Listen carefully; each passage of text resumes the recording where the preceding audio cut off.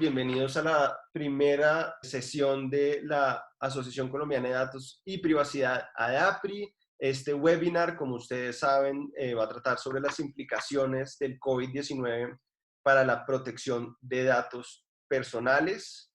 Ya hemos probado el audio y el video de los conferencistas, así que vamos bien. Comienzo por contarles cómo va a funcionar nuestra sesión de hoy. Tenemos un equipo de panelistas, de 7 panelistas que ustedes en este momento pueden ver en la diapositiva que estoy compartiendo. Se los voy a leer en todo caso: Natalia Barrera, Nelson Remolina, Estela Vanegas, Byron Prieto, Catherine Baena, Lorena Flores y Lucía Camacho. Son personas todas con experiencia, con mucho que contar y con, digamos, una posición diversa y plural. Buscamos que este primer webinar de ADAPRI tenga diferentes puntos de vista y de esa manera vamos a poder tener una visión inclusiva y plural. Comienzo por agradecerle a todos los panelistas que aceptaron esta invitación y luego por presentarme. Mi nombre es Juan David Gutiérrez, yo soy socio en Avante Abogados, profesor en la Escuela de Gobierno de la Universidad de los Andes y en este momento voy a fungir en adelante como moderador de esta sesión de ADAPRI. Yo soy parte, digamos, del equipo promotor de ADAPRI, que pues ya les voy a contar de qué se trata. La Asociación Colombiana de Datos y Privacidad es un proyecto que pues se está haciendo realidad precisamente a través de esta reunión. ADAPRI es producto del trabajo de un comité promotor y yo voy a leer los nombres de las personas que han sido parte de ese comité promotor: Natalia Barrera, Juan David Gutiérrez, Ángela María Noguera, Catherine Baena, Estela Vanegas, Irene Balandia, Carlos Esguerra, Juanita Costa, Byron Prieto y Lucelena Adarve. Todos ellos han puesto desde el año pasado tiempo y energía para organizar este proyecto, esta asociación. La directora que elegimos para este comité promotor y para ADAPRI es Natalia Barrera. Luego le voy a dar la palabra a ella, entre otras porque ella nos va a contar al final de esta sesión sobre la Asamblea Fundacional de ADAPRI, sobre sus estatutos, sobre la manera como ser miembros de ADAPRI. Entonces, pues ya tienen ese gancho para quedarse hasta el final de la charla, porque solo hasta el final de la charla Natalia Barrera nos va a contar esos detalles de cómo va a funcionar ADAPRI en el futuro. Vale la pena decirles, ADAPRI todavía no está constituido como persona jurídica, pues un proyecto, como les estaba contando, pero dentro de ese proyecto que hemos pensado, pues de una vez les cuento, porque pues ustedes casi todos son nuevos a la idea de que es ADAPRI. Les cuento que la idea inicial es que este sea un espacio para profesionales interesados en desarrollar habilidades, intercambiar ideas y aprender herramientas sobre gestión, análisis, estudio de datos y privacidad. Es independiente del gobierno y promueve la diversidad y la inclusión en materia de política pública. Además, aspiramos que sea interdisciplinaria, no queremos que esté limitada solo a abogados, queremos que también, por supuesto, haya ingenieros y también queremos atraer otras profesionales de otras disciplinas, incluyendo psicología, ciencia política, economía, finanzas, humanidades, entre muchos otros. De manera que, pues, esta es una asociación que busca ser plural y diversa, como les estaba contando. Hasta ahí les voy a contar de ADAPRI. Luego, precisamente, le voy a dar la palabra a nuestra directora Natalia Barrera, y ella va a encontrar diferentes espacios de este ejercicio para contarles de qué se trata el proyecto de ADAPRI. Pero más bien, siendo las 7:15, yo les propongo que entremos en materia y hablemos de cómo va a funcionar este primer evento, este primer webinar de ADAPRI. Ustedes saben que tenemos 7 panelistas, ahí están los nombres de ellos. El orden de las intervenciones es el mismo que ven en la diapositiva, salvo porque el señor superintendente delegado nos pidió cerrar y ser el último que va a hablar. Entonces, le voy a dar la palabra en primer lugar a Natalia, luego a Estela, Byron, Catherine, Lorena, Lucía, y cerramos con el superintendente Remolina. Las intervenciones de cada uno de los panelistas va a ser de solo 7 minutos. Les voy a pedir a todos que sean muy juiciosos con ese tiempo, que lo usen muy bien. No hay más tiempo, hay 7 minutos. A los 7 minutos suena una chicharra, voy a hacer ya listo, chao.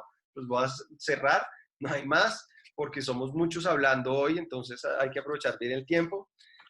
Una buena noticia para todos es que a través del chat vamos a hacer una pool de preguntas. Entonces yo le voy a pedir a ustedes que a lo largo del evento o al final de la primera intervención de los panelistas, ustedes formulen preguntas en general o a alguien en particular.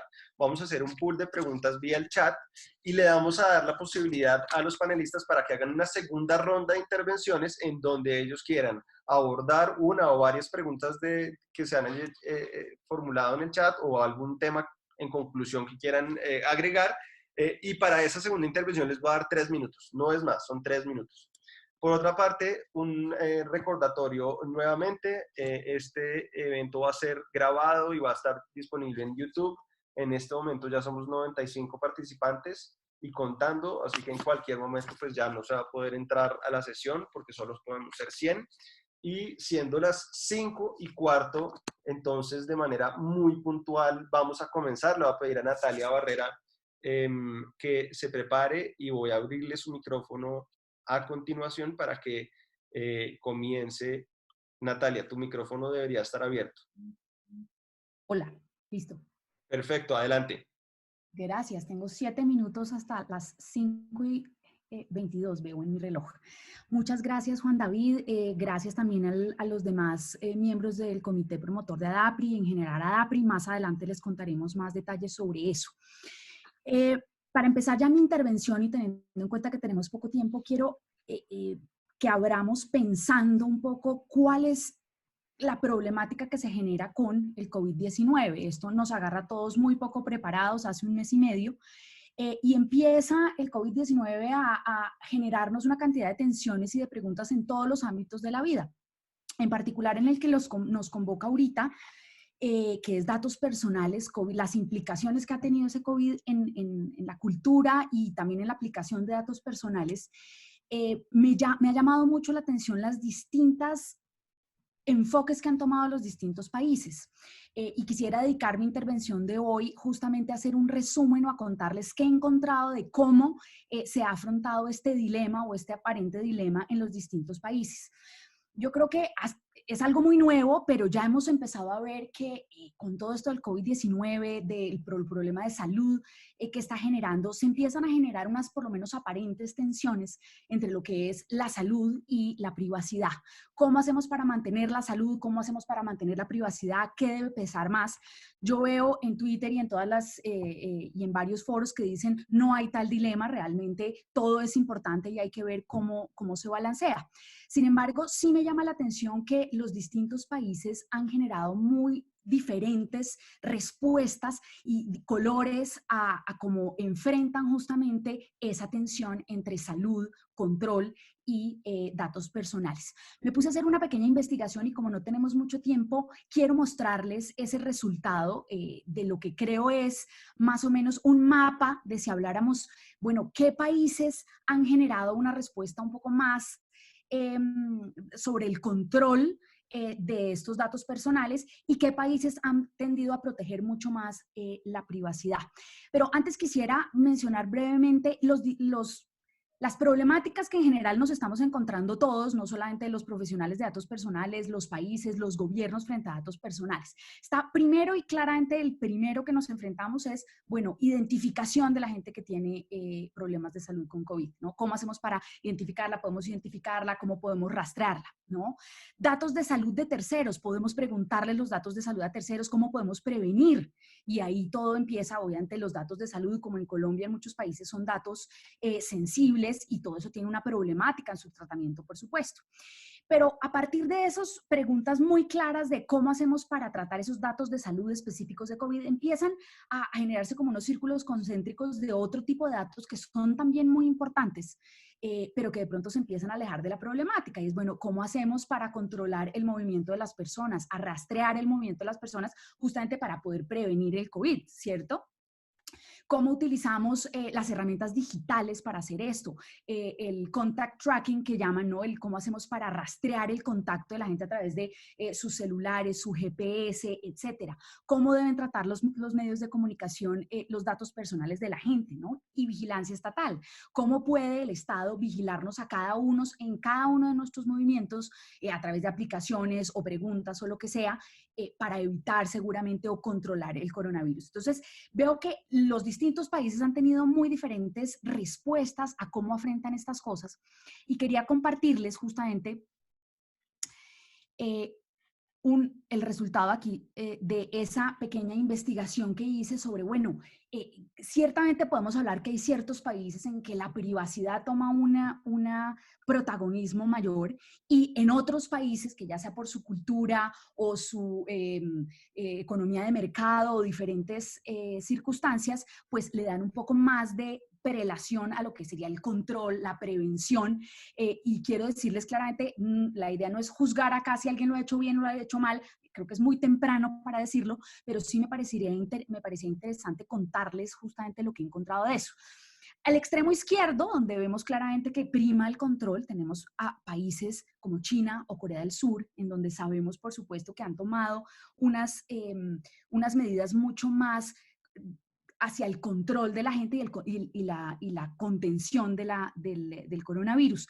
Llama la atención, por supuesto, Corea del Sur, que no ha tomado grandes medidas de confinamiento, pero sí de testeo y también de mucho control, obviamente un poco en desmedro de la privacidad. Si bien no están revelando los nombres de cada persona, sí están generando alertas constantes de quién acaba de tener coronavirus, identificando dónde estaba, qué estaba haciendo, en qué lugar estaba, si era hombre, si era mujer, de tal forma que sí ha sido posible para mucha gente identificar qué tipo de gente tiene coronavirus, ¿no? Y esto con el ánimo, por supuesto, de controlar la enfermedad.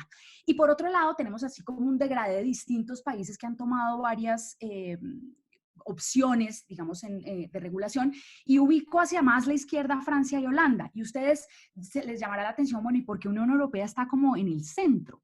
Y la verdad es que las direcciones que ha dado la Unión Europea, las genéricas, a pesar de que el GDPR aplica a toda Europa, digamos que el Comité de la Unión Europea en general dice, bueno, a ver, tenemos una situación en donde hay que responder con proporcionalidad y dependiendo de la situación puede, por ejemplo, llegar a tener que revelarse el nombre de una persona que tenga coronavirus o no. Sin embargo, esto genera una tensión con cada uno de los países de la Unión Europea y de sus autoridades de protección de datos personales que a veces toman un poco diferentes opciones. Es el caso, por ejemplo, de Francia y Holanda, que dicen, por ejemplo, que uno ni siquiera puede pedirle a sus empleados el estado de salud o tomarles la temperatura, y si se llega a enterar que tienen coronavirus, no puede, por ejemplo, revelarlo a terceros, porque eso iría en desmedro de su privacidad. Y así tenemos, creé, digamos, este degradé de países y de las distintas medidas que han tomado. Pongo a Colombia en el centro, Perú también más o menos. Mi opinión es que los países latinoamericanos todavía tienen también regímenes relativamente recientes que permiten, como en Colombia, pareciera que ponderar esos dos intereses, por supuesto, control y prevención versus privacidad. Creo también, leía un colega, decía, y estoy de acuerdo, que tal vez en Latinoamérica la cultura de la privacidad no está tan imbuida como puede ser, por ejemplo, en Europa, en algunos países de Europa, y eso puede generar una diferente actuación. Lo mismo frente a los países asiáticos. Si ustedes ven casi todo a lo izquierdo de esta diapositiva, pues son países asiáticos: China, Corea del Sur, Singapur, Japón, Hong Kong, por ejemplo, en que tienen unas manillas para controlar el confinamiento y cada persona tiene una manilla que le indica al gobierno si la persona está incumpliendo o no. Entonces, quería abrir con esa, ya para terminar, quería abrir un poco con esa reflexión sobre cómo es de diferente en cada país ya en la práctica, cómo se van tomando esas distintas decisiones, y creo que esto nos invita a todos los profesionales de privacidad a una discusión muy interesante que creo que va desde lo legal hasta lo ético, sobre cómo debe un Estado enfrentarse a este tipo de cosas, por un lado con la privacidad, pero por otro lado también con un valor muy importante, y es preservar la vida de las personas. Muy bien, Natalia, muchísimas gracias. Te pasaste por 1 minuto, así que se vale la intervención. Muchas gracias.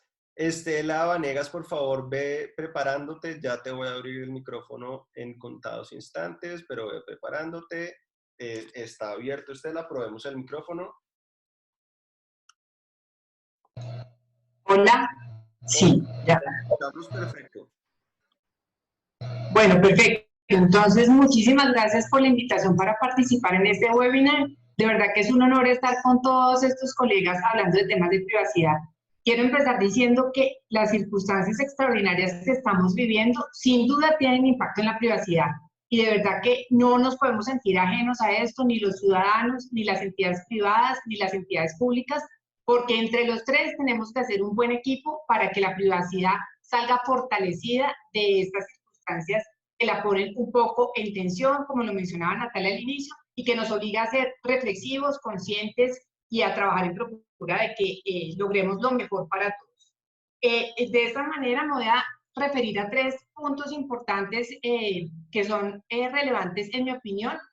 Y el primero de ellos es cómo ha quedado incluida este tema del respeto al derecho a la privacidad en las normas expedidas por el Gobierno Nacional. La segunda, la existencia de flujos grandes de información que se está presentando entre entidades privadas y entidades públicas, flujos de información que llevan información sensible, que llevan información de menores de edad, información de terceros, del grupo familiar, y que obviamente haya demasiada información pasando por demasiadas manos, y eso obviamente pone unos riesgos y unos retos importantes sobre los que debemos reflexionar. Y el último punto, me quiero referir a estos mecanismos de recolección que hoy se están utilizando para poder hacer un buen trabajo de mitigación y de prevención de la extensión de este virus, y que me estoy refiriendo en particular a las apps, a la Corona App que impulsó el Instituto Nacional de Salud en Colombia, y a los efectos también que tenemos que ver respecto de estos mecanismos de recolección y cómo se está haciendo. Sin duda para todos, a partir de la Ley 1581 del año 2012, la privacidad en Colombia empezó a tener más fuerza, y tanto entidades privadas como públicas nos volcamos a implementar las normas, y debo decir que durante los últimos años a implementar programas integrales de gestión de datos personales. Hay algunas entidades que van más avanzadas, otras que no, pero todas somos conscientes de que debemos identificar los riesgos del tratamiento. Estar bajo circunstancias extraordinarias lleva a que tengamos que flexibilizar ciertas cosas, pero esa flexibilización no nos puede sacar del marco de cumplimiento de los deberes de la ley. En ese sentido, me quiero referir a las normas que ha expedido el Gobierno Nacional. Bajo el decreto de emergencia se han expedido 72 decretos legislativos. Cuando uno los revisa, la mayor parte de esos decretos no hacen referencia específica a la protección al derecho fundamental de habeas data. Hacen referencia a los otros derechos fundamentales, el derecho a la vida, el derecho a la salud, el derecho al trabajo. Pero se echa un poco de menos esa referencia específica que nos permita recordar que estamos también frente a un derecho fundamental, y que buena parte de la información que hoy estamos utilizando para prevenir esta pandemia está en manos de muchas personas. Sin embargo, debo resaltar dos decretos que me llamaron poderosamente la atención, que son el decreto 458 de asignación de subsidios y el decreto 518 que reguló el programa de ingreso solidario. Este en particular, el último, tiene una previsión específica sobre la circulación de la información, se sujeta a los principios de seguridad, confidencialidad y circulación restringida que todos conocemos, y genera desde ahí y establece que se va a crear una base de datos maestra en el Departamento Nacional de Planeación. Posteriormente, puedo decir que con ocasión de este tipo de decretos que impulsan a la circulación de la información porque es necesario llegar a la población más vulnerable, la SIC expidió la circular la 001 de marzo, en la que indicó cómo o qué reglas debían primar sobre este flujo que iba a haber de información de entidades privadas al Departamento Nacional de Planeación y a otras entidades públicas. Y señalo dos cosas fundamentales. Una, aplica la excepción del artículo 10°, es decir, podemos hacer tratamiento de datos personales sin autorización porque estamos en un estado de emergencia de salud, y en esa medida pues aplica la excepción. Y segundo, dijo, aplica el artículo 12 que dice que las entidades públicas en ejercicio de sus funciones pueden solicitar y obtener legítimamente información por parte igual de particulares o de personas que tengan esa información. Y señalo lo mismo, usted tiene que cumplir con los principios que ya les mencioné. Quiero en esta parte hacer énfasis en que está muy bien que cumpla con esos principios, y además recordarles a todos que deben cumplir con todos los demás deberes que tiene la Ley de Protección de Datos Personales. Eso lleva a que las entidades públicas hoy se vean abocadas a tener que implementar, en mi opinión, unos protocolos muy juiciosos que le permitan garantizar que esa información que están recibiendo la almacenan de manera organizada, que realmente se comprometen a una sujeción de finalidad y que aplican sobre esta información unas normas muy claras para saber con quién se debe compartir y en qué eventos se debe compartir. Continúo entonces con que a partir de esto, las entidades privadas se han visto también en la necesidad de empezar a reforzar sus propias medidas y protocolos, porque las circulares, y me refiero en particular a la circular 17, por ejemplo, del Ministerio del Trabajo, a la circular que habla de cómo se va a reactivar el sector de la construcción, obliga a empleadores a reportar información directa de sus empleados a las entidades públicas, y son muchas: Secretarías de Salud Distrital, Municipal, Gubernamental, Ministerio del Trabajo, Ministerio de Salud, EPS, ARLs. Cuando vemos eso, es un conjunto muy grande de entidades públicas manejando la información sensible derivada de las personas que han podido quedar, digamos, expuestas o que tienen, digamos, el tema de haber sido contagiadas por el tema de COVID. Y quiero cerrar, porque ya me falta solamente un minuto, para referirme a la app que impulsó el Instituto Nacional de Salud. Esta app, que tiene un fin claramente que uno lo entiende como legítimo y que se entiende que en circunstancias extraordinarias tenemos que utilizar herramientas tecnológicas, en mi opinión debería hacer mucho más énfasis en la información y en la educación que le está dando a los ciudadanos. Hay finalidades que impactan de manera muy importante la privacidad. Hay el tema de la trazabilidad, el tema del seguimiento, de poder informar a autoridades si una persona no cumplió con el confinamiento, de reportar y monitorear el estado de salud. Y la manera como ese ciudadano está dando el consentimiento en este momento, pues en mi opinión podría reforzarse para evitar que después tengamos tratamientos que se consideren como impuestos y que no fueron claramente entendidos por parte de estos ciudadanos. Para cerrar, creo que el reto es de todos. Nos compete una tarea grande donde tenemos que ayudar a fortalecer las medidas internas que tenemos en nuestros programas, y las entidades públicas súper llamadas a adoptar protocolos que garanticen el respeto, que en esa situación se impacte de la menor manera posible la privacidad de las personas.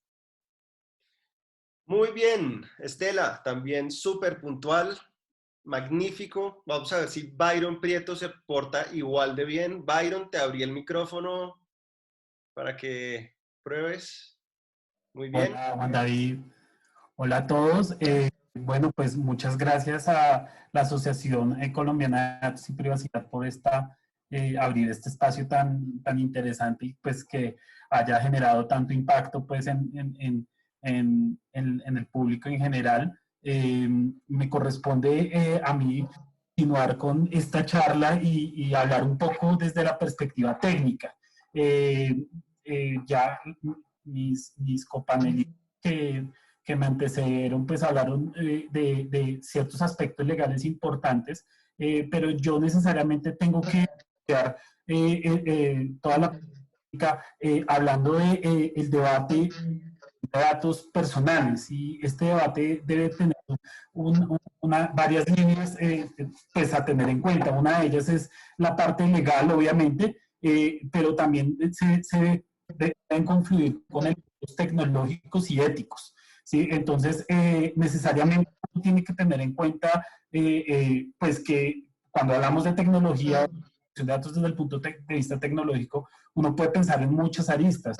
Por ejemplo, tener en cuenta que la seguridad de la información y la protección de datos personales están completamente alineadas, prácticamente que son hermanas siameses, por decirlo de alguna manera, van de la mano, porque de hecho la confianza que tenga un usuario de cualquier tipo de aplicación en Internet, de cualquier tipo de sistema de información, va unida a la facilidad con que pueda acceder a eso. Entonces, necesariamente estamos a dilemas como el de la versus la confianza o la seguridad que puede tener un usuario en una aplicación o en un sistema de información. Todo esto lo explico porque va de la mano, va junto, y de hecho en la ley 1581 pues se dedica, y el GDPR europeo dedica un principio, si no más, porque por ejemplo en el caso de la ley colombiana se habla del principio de seguridad, del principio de acceso y circulación restringida, del principio de confidencialidad, que son elementos como tal que tienen una relación puramente tecnológica. Sin contar los deberes que pueden ser 4 o 5 entre responsables y encargados que pueden haber, que tienen relación directa con la gestión tecnológica. Todo esto pues para decir, y digamos que el mensaje que quiero plantear es, en el COVID, cuando hablamos del COVID, COVID-19 y lo que estamos pasando, necesariamente tenemos que plantear escenarios donde el tratamiento de datos personales se tiene que hacer, ¿sí? Por ejemplo, ahora con el tema de la app que mencionó al final Estela en su intervención, pensamos nosotros, bueno, pero qué restricciones tiene el gobierno, pero hasta dónde yo puedo acceder, pues, o la gente o una entidad puede acceder a información que está en medios o información personal o gestionarla en sistemas de información. Y yo creo que la superintendencia fue muy clara en la circular que planteó, diciendo pues que el artículo 10 da esa pues da esa viabilidad sin necesidad de que exista una autorización por parte del titular, ¿sí? Entendiéndose que estamos en una situación como la que estamos. Pero adicionalmente indica que no quiere decir que la autoridad o cualquier entidad pública tiene un cheque en blanco y puede hacer más o menos lo que se le antoje con los datos personales, sino que también, si uno lee más abajo en el artículo, dice pues que en todo caso debe cumplir con lo establecido en la presente ley, que lo establecido, los principios, los deberes, se deben seguir cumpliendo por más de que una autorización no exista. Esto trae muchos retos tecnológicos, ¿sí? La implementación de estructuras de privacidad por diseño, trae muchos retos que necesariamente no hacen que la tecnología o que la privacidad no vaya en contra de cualquier política, sino al contrario, se junten y entre las dos pues puedan pues gestionar o tratar datos personales de cualquier ciudadano, ¿sí? Y finalmente, bueno, también otro punto importante en esto es, siempre uno se pregunta, bueno, ¿y quién controla a estas entidades o a todas estas encargados o responsables que pueden ser entidades públicas que gestionan esos datos en el tiempo, pues en estos momentos del COVID-19? Y también es muy clara la ley en mencionar en el artículo 23 que la superintendencia tiene un amigo al lado que es la Procuraduría, y la Procuraduría tiene de alguna manera que controlar, pues junto de la mano con la superintendencia, ¿sí? Pues esas actividades. Entonces, no, de alguna manera, la ley 1581 es bastante clara en el sentido que uno pues se puede tomar datos sin autorización. Estamos en un momento importante en el que seguramente los datos se deben gestionar, pero quien audita, quien hace los protocolos, quien controla de alguna manera la gestión de esas entidades públicas son la superintendencia de la mano de la Procuraduría General. Finalmente, tengo 3 puntos adicionales para tener en cuenta, y ya pues con eso finalizo, y es en relación con las tecnologías de nube, ¿sí? Las tecnologías de nube es lo que muchas personas, como en estos momentos estamos haciéndolo por este sistema de información, están usando actualmente, ¿sí? Las tecnologías de nube permiten acercar, es la única forma prácticamente que tenemos en estos momentos para acercarnos entre individuos, ¿sí? Entonces, y obviamente gestionan datos personales. Frente al respecto, voy a plantear 3 puntos a tener en cuenta muy rápidamente para la gestión de tecnologías o sistemas de información en la nube. Número 1, tener en cuenta los temas de autenticación, ¿sí? Es claro que las tecnologías de nube tienen muchas medidas de seguridad en su perímetro, pero el tema de la autenticación puede llegar a ser el eslabón débil de la cadena, y es algo que se debe fortalecer. 2, se debe tener en cuenta el tema de clasificación de información. ¿Qué información yo puedo, y esto lo estoy hablando no solamente para una empresa, sino en general para un individuo, qué información yo puedo tener en la nube? Y qué información puedo gestionar o tratar en la nube, o dejar que otros sistemas traten en la nube. Y finalmente, tener en cuenta los Privacy Impact Assessment, o los DPA también, que llama el GDPR, y es como esos protocolos para evaluar esos controles para dar cumplimiento a ciertos principios. Digamos que eso pues me extiende mucho más, pero sí es empezar a aplicarlos, y es algo que deben evaluar tanto las autoridades, entendiéndose como superintendencia y procuraduría, como cualquier otro responsable o encargado de su tratamiento mediante pues las auditorías internas. Eso es lo que quería plantear. Muchísimas gracias. Bueno, Byron, muy bien. Muchas gracias también, muy cumplido con el tiempo. Voy a abrirle el micrófono acá a ti, Baena. Mientras tanto, les cuento a los expositores que, por supuesto que hay muchos asistentes de Colombia, pero también, según nos han contado en el chat, nos visitan de Uruguay, República Dominicana, Perú, España, Uruguay, Ecuador, de tal manera que estamos también todos nuestros colegas de otros países y para que tengan en cuenta también su presentación. Katy, entonces está abierto tu micrófono. Súper, ¿me escuchan? ¿Me pueden ver? Vemos tu presentación, sí. Listo, y me escuchan también, ¿cierto? Sí. Bueno, súper. Bueno, pues nada, buenísimo que todos estemos aquí reunidos, como todos los copanelistas que me acompañan el día de hoy. También estoy supremamente agradecida por tener este espacio y poder compartir con ustedes, digamos, un poco mi visión desde el punto de vista operativo de los retos que trae el COVID en nuestros programas de protección de datos personales y, por supuesto, en el cumplimiento de la ley. Voy a hacer una aclaración súper chiquitica, y es que obviamente esta presentación y estas ideas que les voy a compartir las hago a título personal y obviamente como miembro de la asociación, como docente que soy, y pues para nada representan la empresa para la cual trabajo. Y pues bueno, simplemente quiero empezar con esta imagen que dice muchas cosas, y especialmente dice muchas cosas en estas circunstancias que estamos viviendo. Entonces me imagino que cuando nos enfrentamos a los nuevos retos de las actividades de procesamiento de información personal para cumplir con las nuevas medidas del gobierno o para adaptar nuestras actividades existentes a la situación actual, pues muchas personas deben preguntarse cómo realmente la privacidad es algo que importa. Y pues como todos mis copanelistas lo han dicho, por supuesto que importa, y creo que lo que ustedes tienen que llevarse de estas sesiones es que la respuesta es sí, y siempre va a ser sí. Adicionalmente, como les mencionaba, mi idea es compartir un poco los retos operativos que yo veo. Principalmente he identificado 4 grandes líneas de retos operativos que quisiera que ustedes tuvieran, digamos, en su radar de cara a que revisen sus programas de privacidad y, por supuesto, como lo decía antes, el cumplimiento de la ley.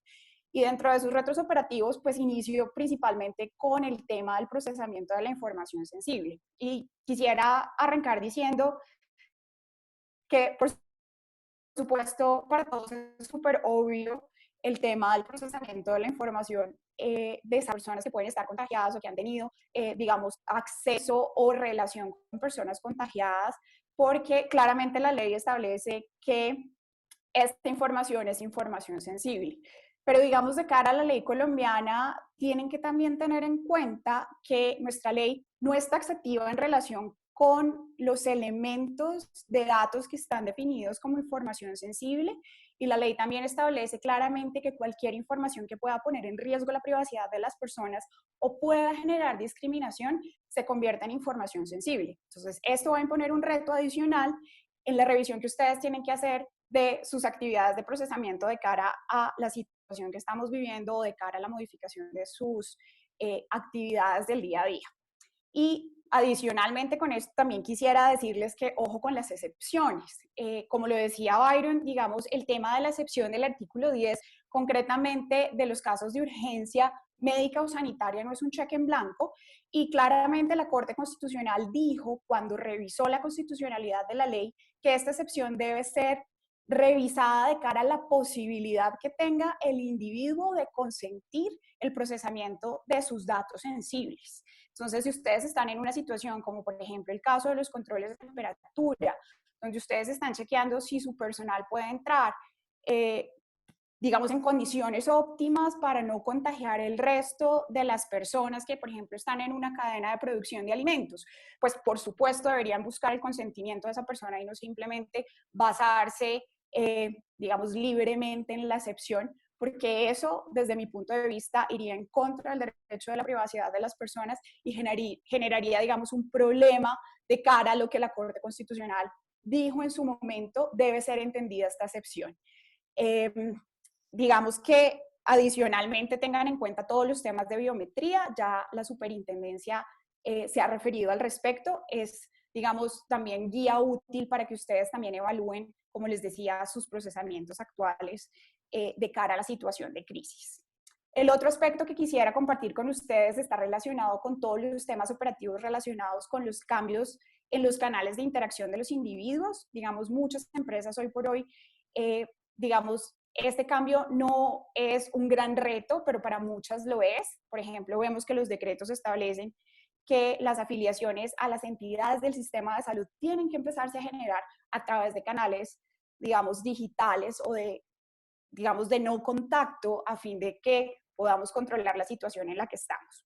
Entonces, de cara a esto, el llamado de atención es a la revisión de los terceros que ustedes involucren como partners digitales en la activación de estos canales, porque al final del día estos partners van a convertirse en procesadores de la información y ustedes tienen que estar seguros que la información se entrega en manos responsables, uno. Y dos, pues por supuesto, miren también todos los temas de minimización de datos cuando necesiten activar estos canales. De cara también al tema de empleados, por ejemplo, y canales digitales, ojo con los settings de las plataformas que ustedes empiecen a utilizar. Revisen también ese tipo de, digamos, controles que traen las herramientas a fin de evitar una intromisión en la privacidad de sus empleados. El otro punto que también vemos aquí es monitoreo y seguimiento. Ya Natalia hablaba de él al principio. El monitoreo y el seguimiento lo podemos ver, y también Estela lo hacía cuando se refería a las apps, por ejemplo, que están buscando que haya un, digamos, control de las personas que están afectadas por la enfermedad. Ojo con los temas de geolocalización.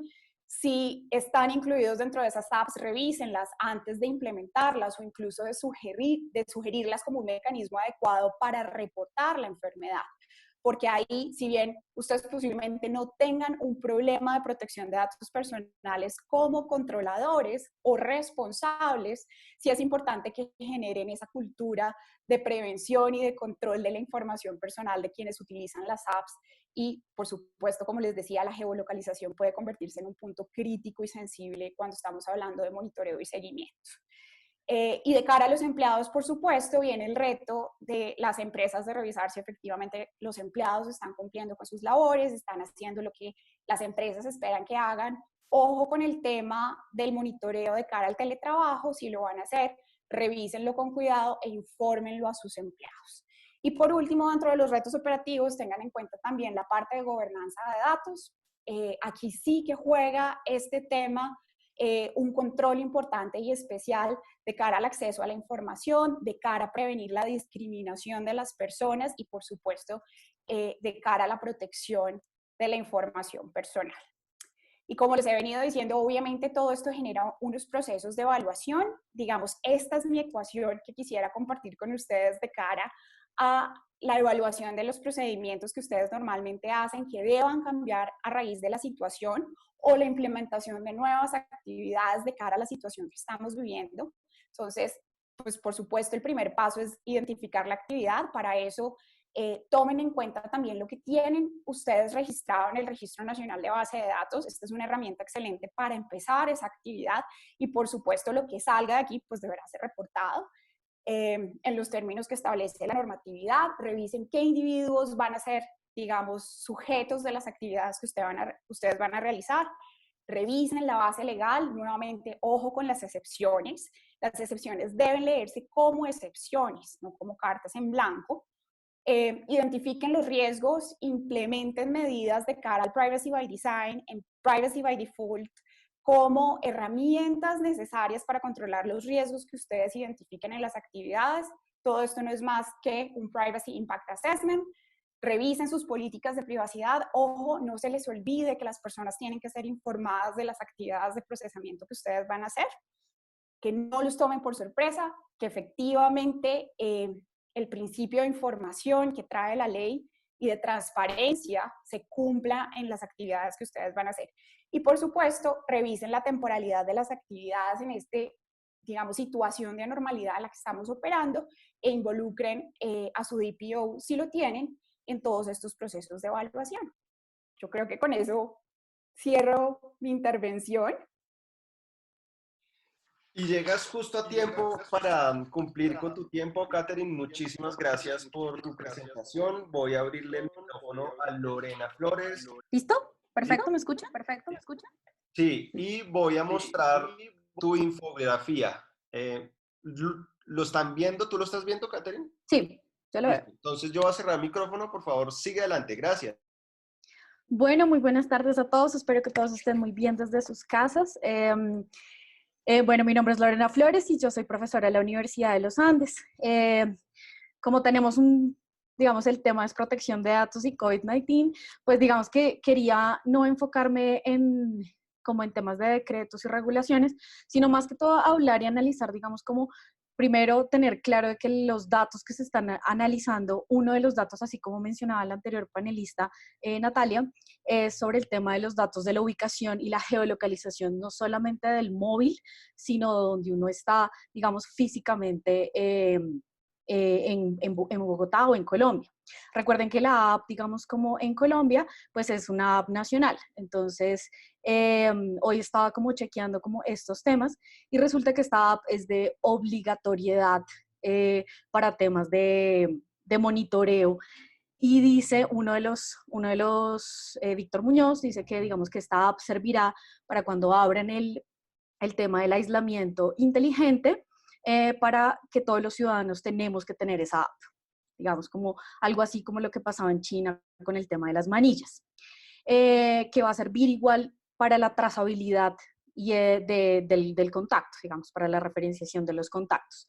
Entonces, en este sentido, lo que mencionaba Natalia, digamos, es súper importante y es determinar qué tipos de datos se están recolectando y si en verdad la unión entre la tecnología y los datos como una de las bases importantes, pues, para generar respuestas frente a esta emergencia. Sin embargo, no se puede hablar todavía de si es una ventaja o una necesidad en realidad recopilar todos estos datos para luchar en contra y ofrecer respuestas para esta pandemia. Digamos que nos cogió a todos desprevenidos y por eso todo se va armando, digamos, como poco a poco. Sin embargo, pues los funcionarios de la salud pública, epidemiólogos e investigadores, pues están interesados en analizar los diferentes tipos de datos, ¿sí? Uno de esos datos son los datos de la ubicación y la geolocalización. De allí que pues siempre escuchemos a los ministros hablar de la geolocalización para identificar el rastreo y el contacto que cada ciudadano pues tuvo en este periodo de tiempo. Y estos datos es importante que analicemos a través de qué dispositivos se van a venir recolectando. Pues se van a recopilar a través de diferentes dispositivos y aplicaciones digitales, incluidas cámaras de seguridad, torres de teléfonos, celulares, y ojo a esto, como las conexiones a Bluetooth, temas de termómetros inteligentes o aplicaciones en los teléfonos inteligentes. Y esto va muy relacionado con el tema de qué tipos de aplicaciones han desarrollado cada país para enfrentar y como respuesta a esta pandemia. Entonces, si quieres, vas bajando un poquitito. Entonces, la data de geolocalización será base para combatir, digamos, como la referenciación de contacto de cada ciudadano. Y el uso de estos datos de la ubicación será importante para, no solamente para el gobierno nacional, sino para todos nosotros y seguir con esta trazabilidad de cómo llega el virus. Para esto les recomiendo mucho una aplicación que hace parte, digamos, como del Bergman Klein Center, digamos que hizo parte de ellos para el desarrollo de esta aplicación, que se llama COVID-19mobility.org. Ahorita la coloco pues en el chat. Dentro de las herramientas que hemos analizado, pues que se han creado alrededor del mundo, pues está, por ejemplo, Trace Together de Singapur, el PEP-PT de Europa, el Mangen de Israel, pero digamos que más allá de cada aplicación de cada país, pues todos los países han seguido los diferentes modelos, como nos mencionaba la primera panelista, ¿verdad? Dependiendo si queremos un poquito más de control o un poquito más de privacidad. Sin embargo, también tenemos que tener en cuenta qué otras aplicaciones han aumentado sus descargas debido no solamente a la situación de emergencia, sino a la cuarentena. Y estas son las aplicaciones que van a recopilar más datos porque el usuario está literalmente aburrido, tipo House Party, yo no sé, Parchis, bueno, como todo este tipo de aplicaciones alrededor de la cuarentena que le están brindando al usuario otra facilidad desde la comodidad de su casa, pero que claramente lo primero que a uno le piden es geolocalización, cámara, micrófono, tarjeta de crédito, etcétera, etcétera, etcétera. Entonces, vamos a ver, digamos, cómo me gustaría es analizar al final, digamos, de esta situación, Dios quiera que sea pues pronto, todas esas aplicaciones, digamos, cómo van a recolectar esos datos, porque obviamente no tienen que ver con datos de la, digamos, de la salud permanentemente, pero sí son datos personales que se han ido capturando a través de estas aplicaciones que antes no eran tan populares y ahora sí.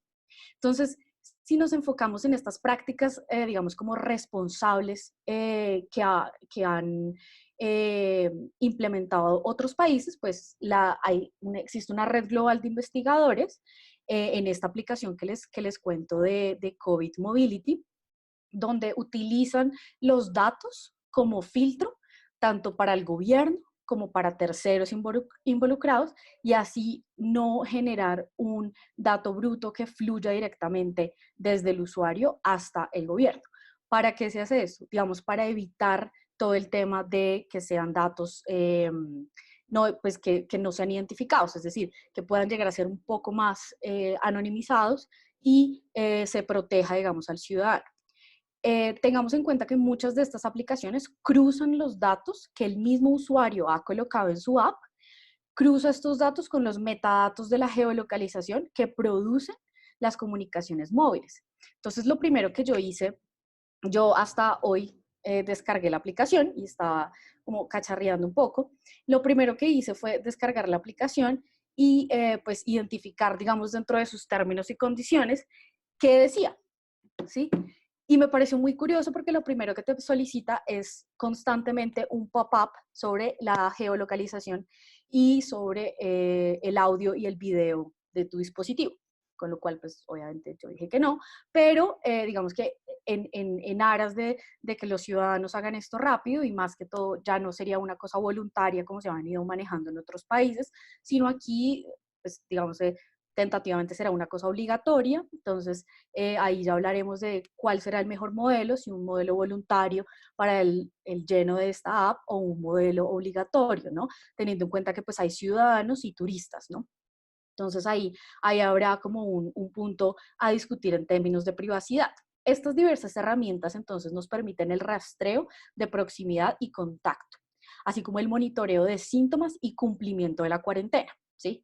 También existen otras aplicaciones sobre las cuales quiero dejar solamente como un interrogante y son las aplicaciones que van a utilizar, que están creando terceros, es decir, terceros privados con los datos de esta aplicación para generar nuevos procesos. El primer caso que se me viene a la mente es la aplicación de los rayos X del tórax, que se están compartiendo en una base de datos mundial, en una app que utiliza inteligencia artificial con los datos de toda la gente del mundo para poder identificar el COVID en una temprana etapa. ¿Sí? Entonces ahí tenemos como otro punto de contacto entre datos y compartir esos datos con terceros empresarios que después de que pase la pandemia, pues no sabemos mucho qué va a pasar con ese tipo de datos. Si lo recogieron sin autorización como decía Natalia, como por ese cheque en blanco del artículo 10, ¿cómo van a ser, digamos, esas nuevas empresas para sustentar que tienen los datos de estas personas? Entonces ya para ir finalizando y no quitar mucho más tiempo, pues existen también otras aplicaciones a nivel Latinoamérica, porque pues creo que nos acompañan desde otros puntos de Latinoamérica, y uno de esos es Cuidar, que es la nueva aplicación del gobierno argentino para el autodiagnóstico y el rastreo del COVID. Entonces nosotros en temas de privacidad siempre hemos sido muy, digamos, quisquillosos en el tema de la telemedicina, en el sentido de que una aplicación no puede suplir la atención médica personalizada, ¿sí? Pero eso no le quita que la persona se haga un autodiagnóstico. Entonces ahí, ¿quién tendría esa responsabilidad? Y la APP, dentro de sus términos y condiciones en Colombia, dice que esa responsabilidad será del usuario entregar datos veraces frente a su estado de salud y las personas que vivan con usted. ¿Sí? Entonces ahí, en términos de responsabilidad, tocaría entrar a ver, digamos, como no conozco el primer caso, pero pues sería interesante ver cómo va a reaccionar Colombia para este tipo de responsabilidad. Lo último que les quiero mencionar es que, bueno, esta app, yo sí me voy a enfocar un poquitito como en esta que descargué hoy, que es la de Corona App, pues primero sirve para el monitoreo de riesgos en salud pública, eso es lo que dice antes de descargarlo. Pero antes de descargarlo, no posee ningún link de acceso para la política de privacidad de los datos. Es decir, antes de descargar usted la aplicación, usted no sabe si los datos de esa aplicación el gobierno los va a compartir con un tercero privado o simplemente con las entidades del gobierno. 2, no menciona en ningún momento cuál es la entidad que va a vigilar este tipo de aplicación. Tampoco menciona el tema de seguridad de la información antes de descargar la app. Solamente una vez uno la descarga, hay un disclaimer de términos y condiciones en donde dice que cumple con temas de seguridad de la información, pero no dice absolutamente nada más. Esta aplicación también se va a utilizar para nacionales y viajeros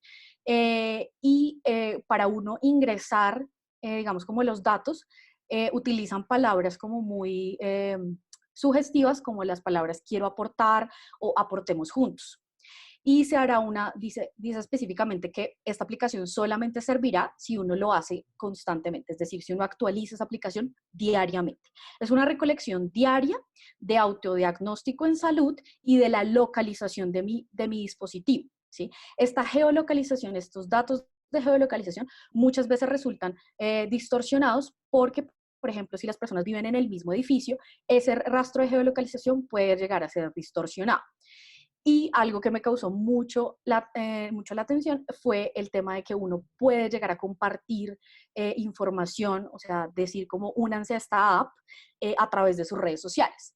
Es decir, que el tema de la portabilidad de los datos con temas de redes sociales, con Facebook, con Instagram, Twitter, pues ahí me queda como la duda de cómo se va a manejar. Entonces quería finalizar con esto. Me agradezco mucho a Juan David. Muy bien, Lorena. Ahora le voy a dar la palabra a Lucía Camacho. De este tipo de normas que siguen sin desarrollo legal y en el que la SIC debiera poder orientarnos a nosotros y a los tomadores de decisión, sobre todo en un contexto en el que el Congreso colombiano no puede discutir sobre este tipo de temas, al menos formalmente. Entonces, las personas necesitamos una delegatura de protección de datos activa en su tarea como faro guía en la protección de la habeas data y la privacidad de las personas.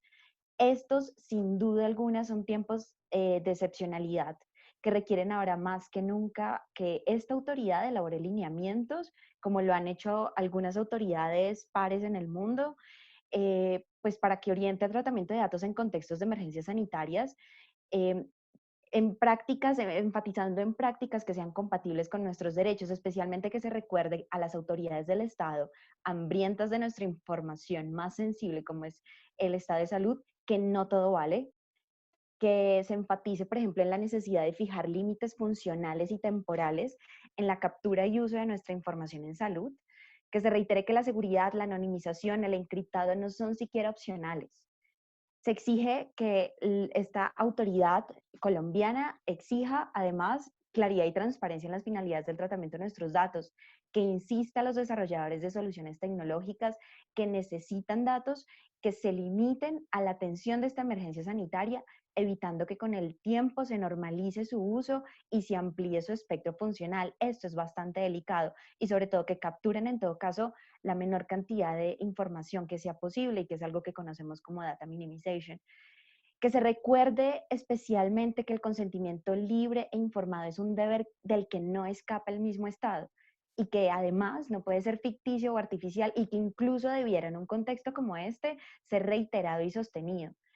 Ahora más que nunca, y eso es algo en lo que creo, necesitamos una autoridad de protección de datos activa y que vigile entidades públicas y privadas que están capturando información sensible sobre nuestro estado de salud o que están usando los datos que reposan en bases de datos oficiales del Estado y que están siendo cruzadas con otros datos para la asignación de beneficios económicos como el cruce de datos sin calidad, precisión, actualización puede degenerar en eventos de discriminación cuando los más afectados justamente son los más vulnerables en este contexto en el que estamos. Necesitamos que esta autoridad de protección de datos, además, de manera activa, califique la validez y compatibilidad de iniciativas tecnológicas basadas en datos con los principios de privacidad por diseño, privacidad por defecto y el ejercicio de habeas data. que observe de cerca el cumplimiento de los deberes que impone la Ley de Protección de Datos, sobre todo tratándose del Estado como encargado del tratamiento, y que vigile de cerca, por ejemplo, si Corona App, Cali Valle Corona o Medellín Me Cuida cumplen o no con las políticas de protección de datos en sus funcionalidades de rastreo por contagio o síntomas, incluso en un futuro la emisión de pasaportes de inmunidad. Estas son actividades que autoridades de protección de datos en el mundo han estado realizando, y el ejemplo más reciente es el de AICO, que incluso ya se pronunció sobre la API entre Apple y Google. Preocupa especialmente la ausencia de análisis integrales en derechos humanos sobre el impacto de soluciones tecnológicas en marcha, y me refiero a análisis en derechos humanos no solo orientadas en el ejercicio de la privacidad. Y entonces las preocupaciones que generan aplicaciones de rastreo, contagio y de posibles pasaportes de inmunidad que Chile esta semana va a poner, por ejemplo, en marcha, Colombia no sabemos si va a integrar esa funcionalidad a Corona App, pues generan cuestionamientos. Cuestionamientos en 3 niveles, más o menos en la capa técnica, relacionado con aspectos de seguridad, anonimización, almacenamiento de la información, posible interoperabilidad con aplicaciones de otros países de la región, centralización o no de la solución. En la capa de frente al usuario, en temas de consentimiento, políticas de privacidad, la oportunidad o no de retiro de la app, si hay un castigo por retirar la app o mensajes que disuadan a la persona de retirar su información o desinstalarla de su teléfono, pero también en materia de transparencia y en la capa que es más de cara a la ciudadanía en general, cuando se trata de aspectos relacionados con brecha digital, alfabetización, discriminación de los más vulnerables, que siempre suelen ser población migrante, los más pobres y los empleados precarizados. Quizá pueda ahondar más en otros aspectos ahorita en los 3 minutos que tendré más adelante, pero sí creo que sociedad civil, academia y el ente regulador podemos trabajar de la mano para pensar en todos estos asuntos, pero necesitamos empujar el carro entre todos, unir esfuerzos, y que llamar la atención sobre la falsa dicotomía entre salud y privacidad deje de ser el trabajo de unos pocos. La restricción de derechos en este contexto la vamos a resentir por mucho, mucho tiempo. Si decidimos, como las ranas en la olla con agua que se va calentando a pocos, que no hacen nada, se quedan quietas y terminan sin darse cuenta siendo hervidas. Entonces, que la inactividad no sea una forma de sacrificio de los derechos. Muy bien, Lucía. Entiendo que con esto terminaste tu presentación. Wow, bueno, no, la verdad es que fuiste absolutamente a tiempo, y de esa manera le voy a dar la palabra al señor Superintendente Delegado para la Protección de Datos, Nelson Remolina. Bueno, gracias, Juan David. ¿Cómo están? Bien. Bien. Bienvenido. Por favor, adelante. Bueno, pues gracias por este ejercicio y muchas gracias a todas las personas que han opinado. Yo tengo algunos comentarios, reacciones sobre el tema. Comparto que aquí entre todos hay que aportar. Finalmente todos somos parte de una sociedad y tenemos que lograr que no solo en temas de tratamiento de datos las cosas se observen debidamente, sino en otros aspectos. Y en ese sentido, pues, todos podemos aportar y sumar. Yo quisiera de pronto contarles algunas cosas sobre el tema. Después que he escuchado unos términos de hoy, otras hacer unas precisiones sobre el tema. Yo hoy pedí datos de qué está pasando en la delegatura, yo estoy muy pendiente de eso, pero números. Nosotros, desde que empezó todo este tema en estado de emergencias, hemos recibido 548 quejas. Es un poco para decirles, bueno, nosotros aquí estamos hablando de una cosa, pero los ciudadanos, ¿qué está pasando en el día a día, digamos, cuando va un ciudadano a la SIC o cuando acude a través de los canales electrónicos? De esas 548 quejas, ninguna menciona los temas que estamos debatiendo aquí. De pronto todavía no los ha afectado, y eso es un tema que de pronto va a suceder en el futuro cuando haya tratamientos indebidos. Es decir, lo que hemos visto es que la mayoría de las quejas siguen siendo por la ley 1266, porque la información no es veraz, o porque hay casos de suplantación de identidad, o porque no me comunicaron previamente antes de hacer un reporte, o porque quizás no hay una autorización, en el caso de la ley 1581-2012. Pero solo para comentarles que por lo menos en las quejas que hemos recibido de los ciudadanos, a la fecha este tema aún no está visible. Es prematuro un poco esperar que empiece la emergencia y al otro día hay una queja, pero a la fecha no, seguramente, esperemos a ver, el tiempo lo dirá, porque en esto también hay que tener claro algo que me parece importante. Aquí todos estamos trabajando para que las cosas salgan bien. Y pienso que nadie está actuando de mala fe. Sí tenemos que ser diligentes y muy profesionales. En estos temas de datos lo que se busca es que haya un debido tratamiento de datos. Y con eso quisiera básicamente plantear lo siguiente. Yo he escuchado 4 veces la palabra un cheque en blanco. Yo pues también soy profesor de títulos valores y ustedes saben que quien tenga un cheque en blanco, ese tenedor no puede hacer con el cheque como quiera. Entonces, por favor, lo mismo dice la ley respecto a los datos personales cuando se obtienen sin autorización. Eso ya lo sabemos, por favor, hay que leer, y ya alguien lo mencionó ahí, no solo es el que no se puede obtener sin autorización, sino que el artículo 10 al final dice que quien igual obtiene esos datos, pues debe cumplir el resto de la ley. Entonces, yo siempre lo he dicho hace rato, ustedes pueden ver el libro que escribí hace mucho tiempo, la autorización no es una forma de protección de sus derechos, es una forma de legitimación de tratamiento. Estamos en una situación de excepción, que desde luego, al haber excepción, no quiere decir que queda derogada el resto de la regulación, no, al contrario, en esas situaciones debemos ser mucho más responsables, porque cuando nos dan un poco de más libertad, pues debemos ser más responsables con el tema del tratamiento de datos. Y en ese tema, sí, quizás no hemos sacado una guía para hacer APPs en este momento de coronavirus, pero yo creo que sí hemos sacado 3 guías que si ustedes pueden leer del año pasado, que en última lo que se recomienda ahí aplica a cualquier proyecto de tratamiento de datos personales. Yo los invito a que consulten la guía de Accountability y Transferencias Internacionales, la guía de Marketing y Tratamiento de Datos y la guía de Tratamiento de Datos y Comercio Electrónico. ¿Por qué lo planteo? Porque ahí ya están muchas cosas que son unas que exige la ley y otras buenas prácticas que no solo aplican en esos contextos, sino aplica en general a cualquier otra actividad, incluso lo que está pasando acá.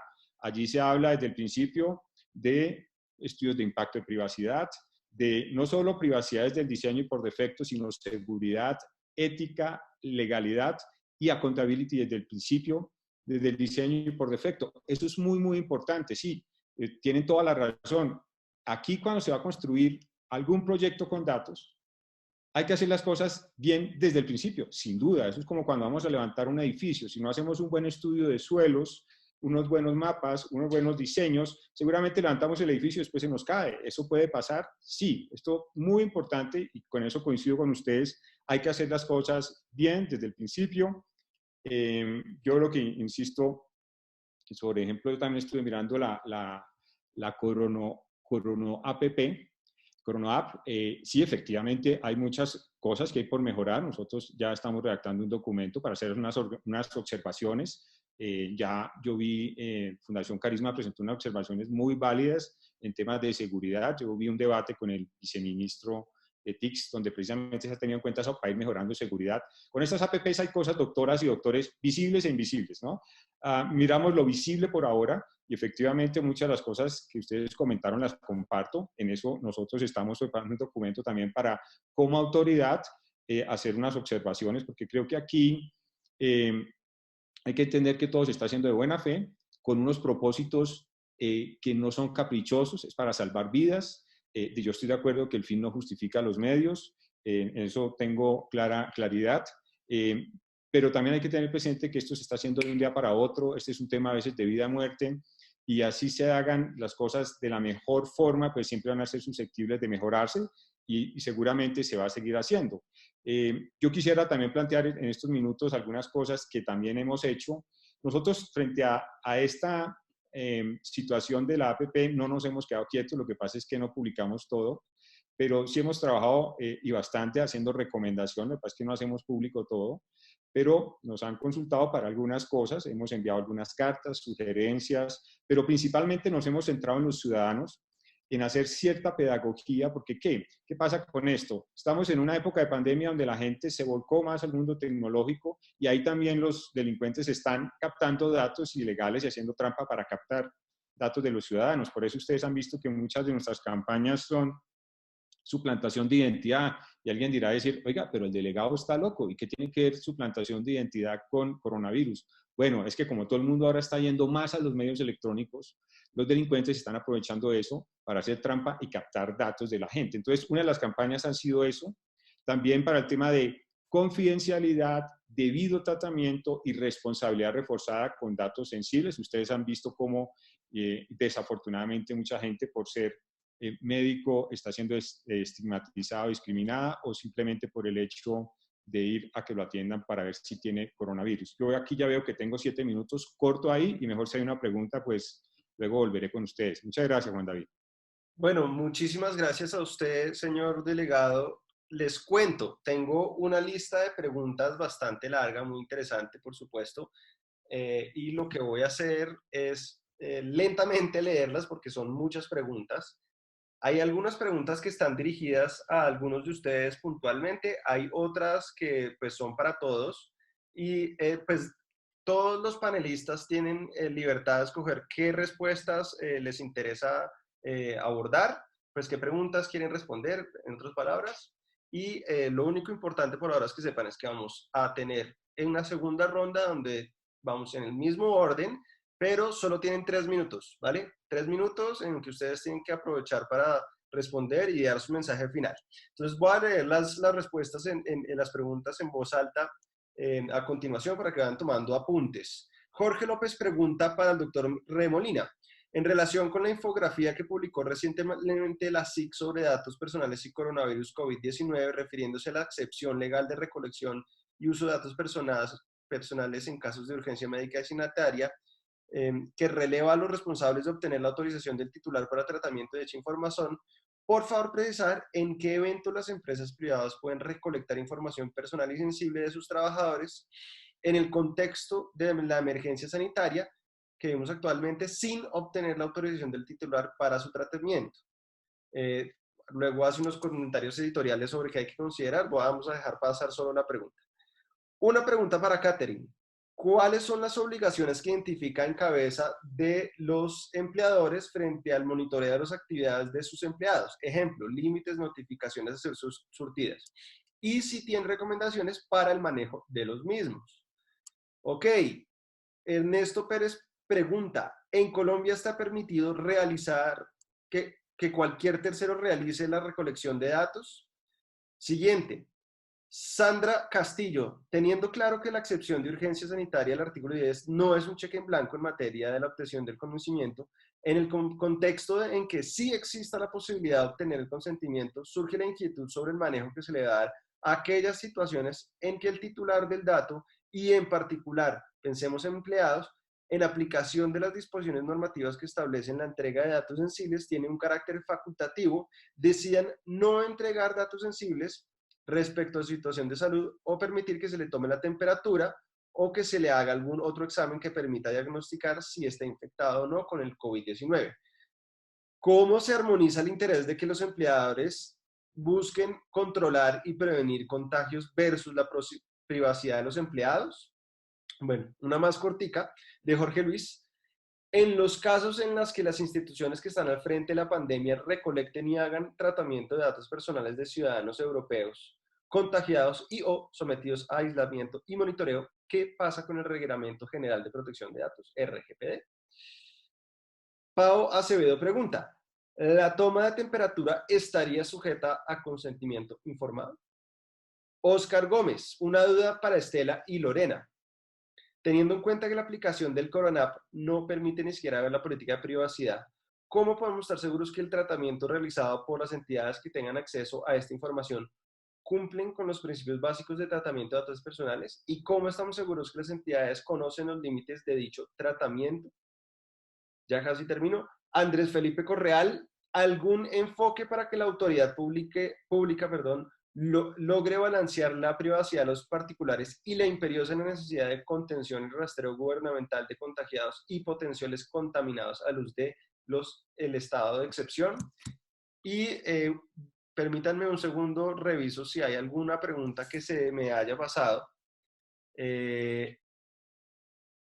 Ok, hay una última pregunta de Ernesto Pérez y vamos a pasar y vamos a darle la palabra a los panelistas.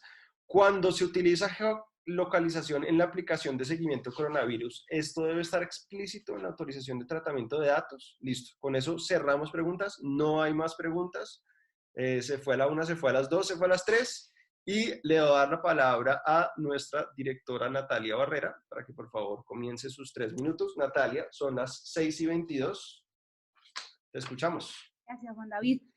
Pues bueno, muy interesantes todas las preguntas. Como hay algunas que están enfocadas específicamente a los otros panelistas, voy a responder una que creo que es como general, y es, preguntan si cualquier tercero que realice la recolección de datos puede hacerlo sin autorización. La respuesta es que no. En principio, la regla general es que cualquier persona que trate los datos, que haga cualquier tratamiento, debe obtener el consentimiento de la persona para recolectarlos. Esa es la regla general. Hay algunas excepciones, dentro de las cuales está justamente la que estamos debatiendo hoy, si hay alguna urgencia vital, etcétera, pero la regla general es que sí se requiere la autorización. Entonces, en este momento, justamente todo el debate es si esa recolección en contexto de COVID requiere o no, y creo que hay consenso en general, independientemente del cheque en blanco o no, que hay una excepción que podría aplicar, pero pues que no va a aplicar en todos los casos relacionados con COVID. Hay que ver específicamente cómo funciona. Y como tengo 2 minutillos más, quisiera gastarlos dando ya más mi impresión sobre la respuesta de algunas de las preguntas generales sobre, bueno, cómo debe balancearse esa privacidad versus salud, que creo que es como lo que hay detrás de todo eso. Yo creo que hay una respuesta clarísima. Yo sí creo que la vida está por encima de la privacidad. Ahora, de ahí para abajo, es decir, si yo tengo entre salvarle la vida a una persona y proteger sus datos, yo creo que cualquier autoridad estaría de acuerdo en que hay que salvar la vida. Ahora, ya de ahí para adelante, el degradé de qué tanto sí estás salvando la vida o estás previniendo una posible infección, o quieres utilizar los datos que tienes para cosas adicionales, qué tal si además les ofrecemos una nueva, algo que les genera mejor inmunidad. Ahí ya te empiezas a alejar de esa situación clara a una zona mucho más gris, y es, bueno, que vamos a tener que solucionar caso a caso. Creo que ese balance es difícil, pero justamente hay que verlo caso por caso. Creo que listo. Muy bien, Natalia, muy a tiempo. Me sorprendió, incluso no estaba listo para desbloquear el micrófono, pero ahora sí le voy a dar la palabra a Estela. Estela, tus 3 minutos comienzan ya. Bueno, ¿me oyen? Sí. Sí. Bueno, gracias, Juan David. Me voy a referir a la pregunta que nos hizo Oscar Gómez tanto a Lorena como a mí. Lo va a hacer muy corto. Lorena seguramente tendrá ahí muchas otras cosas más que adicionar. Y a 2 referidas muy cortico, si me alcanza, el tema de si es obligatorio no tener la geolocalización igual incluida, que es bien importante, y una referencia a lo que acaba de decir Natalia sobre si prima el derecho a la vida, el derecho a la privacidad. Yo, lo primero en relación con el tema del app de coronavirus que sacó el INS, sí echo de menos profundamente que no hayan tenido las políticas de tratamiento disponibles. Uno entra a la página del INS, no existen políticas de tratamiento. Eso es lo básico, o sea, lo básico, lo primero, lo mínimo, lo indispensable. Entonces no entiendo cómo, a pesar, y entiendo que las circunstancias son extraordinarias, que esto nos cogió a todo el mundo de imprevisto, pero sí era lo mínimo que debía haberse hecho. Segundo, echo de menos poderosamente que no estén los canales de atención de PQRs. ¿Cómo puede ser que una persona ingrese su información y cuando tenga una queja, pues ni siquiera va a saber cómo la puede hacer, porque le va a tocar entrar en el mare magnum de entender a qué canal se comunica con ese INS? Eso me parece también súper complicado. No entiendo cómo, si ya la SIC lo ha dicho varias veces, meten los términos de privacidad dentro de los términos y condiciones, y adicionalmente le suman después lo de seguridad de la información. O sea, hicieron un mix en un documento que no es lo suficientemente profundo y mezclaron 3 temas que se merecían toda la independencia posible. Ese, digamos, es como la parte para dejarle, por supuesto, a Lorena el resto. Y refuerzo que creo que necesitamos, los que hemos trabajado en privacidad juntos con la SIC, darle a las entidades públicas ahorita herramientas para que adopten metodologías que les permitan incorporar rápidamente los PIAs, las valoraciones de impacto, que les permitan revisar y hacer un checklist antes de sacar una aplicación como esta de qué cumple y qué no se cumple. Uno entiende la urgencia, pero recolectar mal pues lleva a que al final la información ni siquiera se vaya a poder utilizar posiblemente, y también coincido en que el deber de que la información sea veraz, exacta y actualizada no se puede dejar solamente en el individuo. Eso es una cosa compartida. Si las entidades hacen lo propio, vamos todos a garantizar que los datos estén ok. Y cierro solamente con el tema de si la geolocalización debe ser una finalidad que esté expresamente indicada. Claro que sí. Nunca se podría entender que va implícita ni mezclada dentro de otra finalidad. El ciudadano tiene todo el derecho a conocer que va a ser geolocalizado. Y con mayor razón, como lo decía Lorena, cuando va a tener efectos como que la autoridad va a poder saber si está incumpliendo o no la norma de moverse por determinado sitio, imagínense las consecuencias adversas que eso puede tener. Y ya para finalizar, nadie puede conservar los datos indefinidamente. La anonimización es clave cuando se trata de información sensible y eso tampoco se ve en los términos y condiciones ni en los términos de privacidad de esta corona del INS. Creo que terminé. Listo. Byron Prieto, por favor, abre tu micrófono. Bueno, pues yo tengo tres cosas. ¿Me escuchan? Sí, ¿bien? Ya. Ok, listo. ¿Me escuchan bien? Ok. Para iniciar, pues, mi segunda intervención, pues, quiero responder un poco la pregunta de geolocalización de Ernesto, que es donde sentí como la parte que da más contenido técnico, aclarándole, pues, al doctor Remolina que, en efecto, yo no vi sus clases de derecho, de temas de cheques en blanco y manejo de eso, porque, pues, soy ingeniero. En ese orden de ideas, la geolocalización considero yo que sí debe ser mencionada dependiendo pues de la relevancia que tenga dentro de la aplicación. Para Ernesto, sobre todo para dar cumplimiento al principio de finalidad que menciona la ley 1581. Y no solamente debería estar en la política de privacidad, sino inclusive, si, dependiendo del caso, en el aviso de privacidad. Eso simplemente ahí para pues tener en cuenta. Parte de mi intervención también la voy a tocar en un punto que mencionaba Lorena, respecto a que se deba informar por parte del gobierno acerca de políticas de seguridad o de medidas de seguridad que tenga una aplicación. Y creo yo que eso no lo dice por ningún lado la ley. La ley lo que exige es que exista una política de privacidad, un aviso de privacidad, unos manuales internos para la gestión de datos personales. Claro que existe una política de seguridad, pero eso es un grave error que pueden cometer muchos, y es pensar que la política de seguridad es algo público.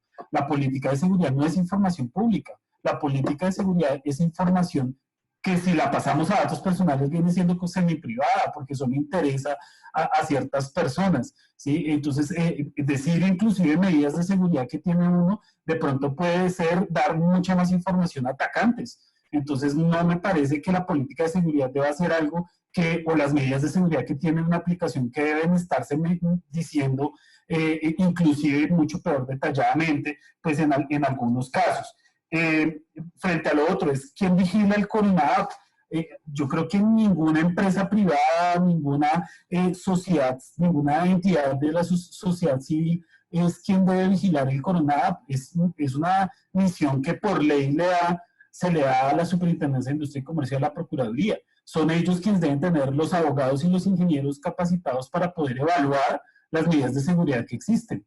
¿Sí? Sí, es una cuestión de un trabajo que deben hacer ellos. La sociedad civil, las entidades privadas, las empresas privadas, debemos levantar la mano, dar recomendaciones y decir, esto no puede que no esté bien, como lo mencionaba Estela con el tema de la política de privacidad, pero no somos quienes para tachar de alguna manera o decir, sino que esto es una labor institucional de una entidad prestigiosa como la Superintendencia de Industria y Comercio y de la Procuraduría General de la Nación. ¿Sí? Eso principalmente. Y finalmente lo junto un poco con lo que mencionaba Lucía, que el deber de encriptar, de anonimizar. Claro, todas esas son medidas técnicas que menciona la ley. Medidas técnicas, humanas o administrativas, menciona el principio de seguridad. ¿Sí? Entonces, claro, encriptar, cifrar, todo este tipo de elementos son elementos técnicos, pero no son elementos que deba saber todo el mundo. Me parece a mí que, bueno, de pronto si se quiere plantear un poco de transparencia, se podría mencionar un poco la gestión, pero no dar elementos detallados, porque eso inclusive puede ser una vulnerabilidad para la propia aplicación. Eso lo dejo ahí como en el tintero, y pues muchas gracias, Juan. Listo, Byron, muy apasionado su intervención. Catherine Baena, abro tu micrófono. ¿Está abierta? Súper. ¿Me escuchan? Sí, señora. Bueno, pues nada, yo quisiera un poco referirme al tema del tratamiento de datos sensibles, a la excepción del artículo 10 y para el efecto quisiera leerles un poco lo que dijo la Corte Constitucional, que creo que aclara muchísimo el alcance de la excepción y está muy relacionada con las preguntas.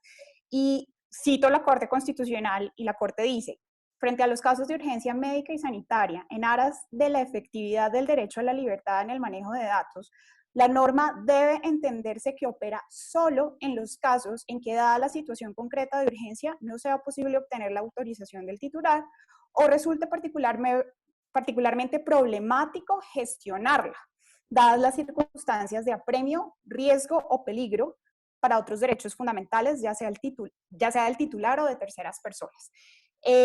¿Por qué cito esto? Y ahí acaba la Corte Constitucional cuando revisa la excepción, porque al final del día, esta es, digamos, nuestra guía y con lo que deberíamos navegar cuando estamos revisando una actividad de procesamiento de datos sensibles y cuando, por supuesto, queremos tomar la excepción como la manera para legitimar el tratamiento de información personal. Mi punto principal va también a que no cualquier actividad, por el simple hecho de que involucre datos sensibles, va a estar excepcionada por el artículo 10, literal C, sino solamente en aquellos eventos en que la Corte Constitucional ha dicho. Aquí también quisiera, digamos, que ustedes no pierdan de vista que desde el punto de vista constitucional, cuando se enfrentan dos derechos fundamentales como puede ser la privacidad o la vida o la privacidad y algún otro derecho, pues siempre van a tener a la mano el test de proporcionalidad. Y sobre el test de proporcionalidad, cuando se enfrentan dos derechos fundamentales, la Corte Constitucional ha dicho muchísimo y eso también es una herramienta importante que ustedes pueden tomar a efectos de hacer un assessment y una revisión exhaustiva de las actividades que necesitan hacer. Ahora, respecto a la pregunta de si se puede siempre tomar la temperatura, pues depende. Tendrás que hacer un análisis de la situación concreta y nuevamente, por favor, refiéranse a lo que dijo la Corte Constitucional. Ahora, cierro simplemente con otra pregunta que me hicieron muy concreta, que es ¿qué debe hacerse con el tema del monitoreo de los empleados? Y digamos ahí mi consejo es, bueno, primero que todo revisen lo que dicen las normas laborales al respecto. Por supuesto que la norma laboral permite que como empleador yo chequee que mi empleado está cumpliendo con las labores para las cuales yo lo he contratado. Hasta donde recuerdo, la norma laboral no habla de monitoreo específico y por supuesto el monitoreo tiene un impacto especial en la privacidad de las personas. Entonces también revisen sus contratos o sus reglamentos de trabajo a fin de revisar si la actividad de monitoreo está prevista en ellos. Y en caso de que no, pues sencillamente tendrán que informarle a sus empleados a través de la política de privacidad o el aviso de privacidad correspondiente que la actividad se va a realizar y, por supuesto, pues la actividad debe realizarse con las medidas necesarias que protejan la privacidad de la persona. Ya creo que con eso cierro mi intervención. Muy bien, Catherine. Vamos a darle la palabra a la profesora Lorena Flores. Lorena, el micrófono está abierto. ¿Listo? ¿Me escuchan? Señora. Perfecto. Bueno, en relación a lo que decía Byron y la pregunta, digamos, específica en temas de geolocalización, entonces, pues primero aclarar que en temas de finalidad, pues sí sería importante conocer cuándo a mí me están haciendo ese monitoreo a través de mis dispositivos, es decir, es un monitoreo tipo países asiáticos, donde monitorean en realidad cualquier movimiento que yo haga con mi dispositivo o los dispositivos de las familias a las cuales he inscrito en la app. Entonces ahí sí me causa, digamos, como un poco en temas de que a mi modo de ver sí se debería mencionar esta finalidad de forma específica por temas netamente acordes al principio de transparencia, ¿sí? Si yo quiero que el ciudadano se sienta bien con la aplicación y colabore y apoye, como ellos mismos lo han denominado, pues yo voy a ser transparente con decirle a ese ciudadano, yo qué estoy tomando de usted, cómo lo estoy tomando. Y ojo, a pesar de que la política en temas de seguridad es un tema digamos, privado de la entidad, no le resta al Estado mencionarle al ciudadano que en realidad está tomando todas las medidas necesarias para que esa información recolectada a través de la APP va a estar salvaguardada digamos, en determinados lineamientos estatales, ¿sí? Entonces, por ejemplo, en ningún lado en la aplicación dice que se podrá compartir con terceros. Dice que esta aplicación podrá ser compartida y no dice si compartida entre las mismas entidades gubernamentales o compartida con cualquier persona. Entonces ahí a uno no le queda claro qué temas de seguridad se podrán ver afectados. Y dos, en temas de seguridad también me pareció muy curioso el tema de que siempre le pida a uno el acceso al Bluetooth. Con en temas de Bluetooth, en temas de seguridad de la información, digamos que hay cantidad de información que nos han dicho que es una tecnología bastante vulnerable. Entonces me parecería que en ese tema de la seguridad el Estado podría dar recomendaciones y tips de seguridad de la información.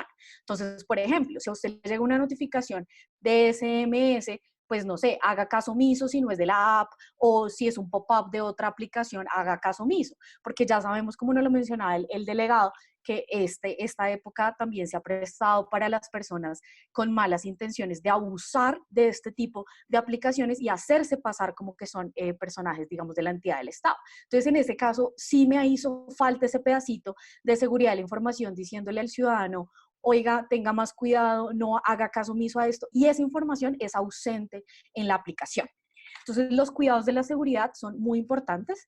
¿Qué recomendaciones, digamos, yo le daría, digamos, como a los promotores de estas apps? Es, hagan parte, digamos, como de estos webinars, tomen nota, sigan el principio de transparencia, que son elementos detallados para el ciudadano, que eso le da confianza al ciudadano. Y mientras que el ciudadano confíe en su Estado, pues le va a proporcionar los datos, ¿sí? Pero mientras haya ese tinte de desconfianza de yo no sé para qué van a usar esos datos a futuro, lo que decía Estela, y es que mientras dure la pandemia, perfecto, ¿sí? Mientras es para temas de la vida y la salud y la seguridad y la integridad personal y del Estado, perfecto. Pero ¿qué va a pasar con mis datos? Con esos datos que ellos acabaron de recolectar a futuro. ¿Quién va a tener acceso a esos datos? ¿Privados? Entidades que se están lucrando literalmente de las bases de datos del Estado para generar un lucro futuro y yo no me estoy dando cuenta porque yo simplemente estoy apoyando al Estado. Entonces, digamos que en ese sentido sí quería como dejar ese tema. Y lo último es en referencia, digamos, como al enfoque de la autoridad pública. Yo creo que me acojo, digamos, al comentario de Nelson en referencia a que en este caso todo el mundo está actuando, digamos, como de buena fe y que el fin no justifica los medios. Sin embargo, sí hay que tener en cuenta que hay gente que se está aprovechando literalmente de esta situación pues para temas de fraudes electrónicos, crímenes, cibercrímenes.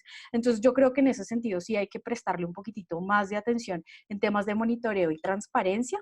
Y nada, finalizando con que nuevamente pues presta, digamos, como a que todo ADAPRI y todas las personas que estén interesadas en apoyar este tipo de iniciativas, pues, hombre, el gobierno sabe de nosotros, pues, que hagamos digamos, como una aplicación coordinada en todos estos temas. Muy bien, muchísimas gracias. Lucía, abro tu micrófono. Hola, Adelante, Lucía. ¿me escuchas? Sí. Sí, señora.